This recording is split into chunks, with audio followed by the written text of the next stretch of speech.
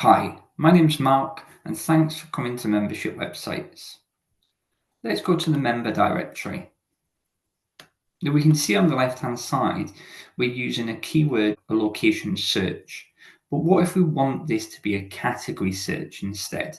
So for example, maybe a top and subcategory search. Let's show you how to do that. What you can do is you can go to the back end of the website and go to Edit Post Settings.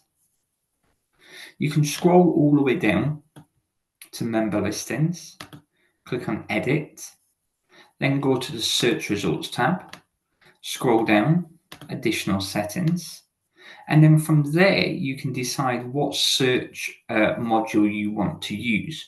So at the moment it's set to keyword and location, but you've got loads of search modules just here.